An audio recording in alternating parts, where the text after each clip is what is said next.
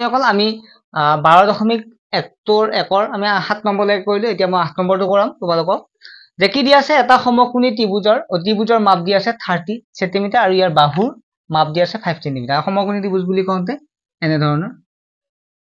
ঠিক আছে এইটো অধিভুজ বুলি কোৱা হয় গতে অধিভুজৰ মান কিমান দিছে 30 সেন্টিমিটাৰ যাক আমি a বুলি ধৰি লৈছো আৰু নেক্সট হৈছে যিকোনো এটা মান ধৰা তোমালোকে b ধৰি লৈছে এইটো b কিমান আছে 5 সেন্টিমিটাৰ ধৰি লৈছো আমি c মানটো উলিয়াব লাগে c মানে আৰু এটা লম্বৰ বাহু এইটো কিমান ডিগ্ৰী সমকোণী ত্ৰিভুজ বুলি কওঁতে এইটো 90 ডিগ্ৰী এনেকুৱাকৈ যদি সমকোণী ত্ৰিভুজ দিয়া থাকে তেতিয়া আমি এটা বাহুৰ মান যদি নাজানো তেতিয়াহলে এটা ফৰ্মুলা ব্যৱহাৰ কৰা পাইথাগোৰাছ উপপাদ্য মতে কি হৈছে যে অতিভুজ স্কয়াৰ ইজ ইকুৱেল টু লম্ব স্কয়াৰ প্লাস ভূমি স্কয়াৰ এইটো সূত্ৰ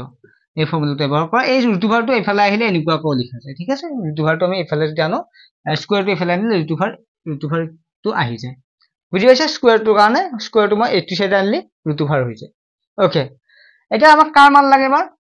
ঠিক আছে কাৰ মান লাগে লম্বৰ মান লাগে হ্যাঁ লম্বটো এফালে আনা লম্ব স্কয়াৰ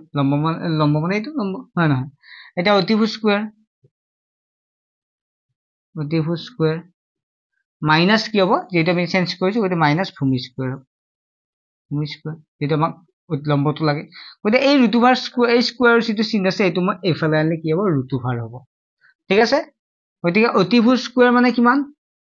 অতিভুজ মানে 13 দিয়া আছে এর মান 30 স্কয়ার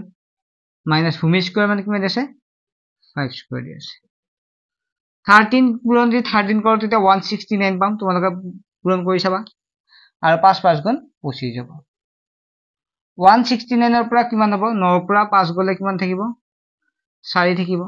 ইয়াত কি থাকিল 6 পে গলে 4 থাকিল 1 থাকিল 144 144 আমি কিমান হ'ব 12 12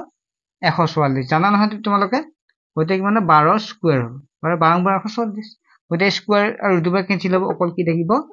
12 থাকিব 12 কি হ'ব সেন্টিমিটাৰ গতিকে আমি লম্ব বা আমি লম্বক আমি c বুলি ধৰছো গতে c মান কিমান পাম c মান এইটো পাম ঠিক আছে আমি abc ধৰছো যেটো গতে তোমালোকে এটা কাম কৰিব পাৰা এইটো a স্কয়াৰ কৰি দিব পাৰা একো কথা a স্কয়াৰ বেছি সুবিধা হ'ব নহয় গতে এইটো b স্কয়াৰ বুলি ধৰিব পাৰা গতে b নহয় এইটো b square a square b square বুজি পাইছা লম্ব স্কয়াৰ a স্কয়াৰ মানে এইটো মানটো কথা কৈছে ঠিক আছে যদি অসুবিধা পা আগতটো নিচিনা থাকিলে হল তোমালোকৰ নিজৰ কথা দে এইটো বুজি পাইছা না গতে a স্কয়াৰ নহলে b স্কয়াৰ কৰিলে আকৌ অসুবিধা পাব পাৰা আগত নিচিনা থাক কি আছে ভূমি স্কয়াৰ গতে লম্ব মানে কি লম্ব মানে যদি c মান দিয়া আছে গতে c মান কিমান পাম 12 সেন্টিমিটাৰ পাম ঠিক আছে নেক্সট আমাক কি উলিয়াব লাগে নেক্সট উলিয়াব লাগে ত্ৰিভুজটোৰ কালি উলিয়াব লাগে প্ৰথমতে আমি অৰ্ধ পৰিসীমা উলিয়াই লম অৰ্ধ পৰিসীমা কিমান হ'ব অৰ্ধ পৰিসীমা s বুলি লও semi perimeter a plus b plus c divided by 2 এর মান কিমান 13 plus b মান 5 plus c মান আমি কিমান পালো c মান 12 পালো 12 divided by 2 কৰা 12 এ পাছে কিমান হয় 13 এ পাছে কৰা পাছে যোগ কৰা 2 এ পাছে দিয়ে 7 7 এ 3 এ 10 0 হাতে গেল 1 1 2 হাতে 3 30 পালা ওই 2 রে ভাগ করে কেন পালা 15 পালা 15 সেন্টিমিটার ঠিক আছে আমি পরিসীমা কিমান দি আছে পরিসীমা গতে আমি কি পাবো 30 2 রে ভাগ করলে 15 সেন্টিমিটার হয় ঠিক আছে কিমান আছিল 13 13 পাছে পাছে 13 কিমান হ'ব 15 পাছে 7 হাতে 3 10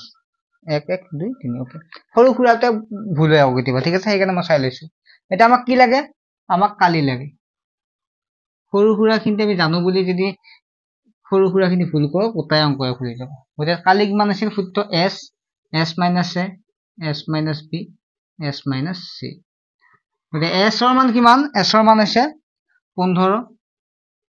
পূৰণ 15 পৰা এটো কিমান হ'ব 15 minus a ৰ মান কিমান 13 আকৌ 15 b ৰ মান কিমান 5 15 c ৰ মান কিমান 12 এখিনি চাবা এটা 15 থাকিল 15 লিখিবা 15 পৰা 13 গেলে 2 থাকিল 15 বাই 5 গলে 10 থাকিল 15 বাই 12 গলে কিমান থাকিল 15 বাই 12 গলে 3 থাকিল এতিয়া 15 আমি কি কৰা 3 5 গুণ 15 লিখিব পাৰো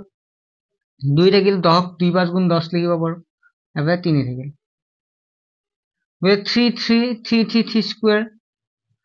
5 5 5 স্কয়াৰ 2 2 2 স্কয়াৰ ওটা গোটা এটা ব্ৰ্যাকেট আছে নহয় ব্ৰ্যাকেট থাকিলে আমি আৰু স্কয়াৰ থাকিলে উঠাই দিব পাৰো ঠিক আছে আমি এই ব্ৰ্যাকেট আৰু স্কয়াৰ উঠাই দিলো কি থাকিল 3 থাকিল এলে 5 থাকিল 2 থাকিল 3 5 গুণ 15 15 2 গুণ 30 কিয় আছে সেন্টিমিটাৰ আছিল ন ওটা সেন্টিমিটাৰ স্কয়াৰ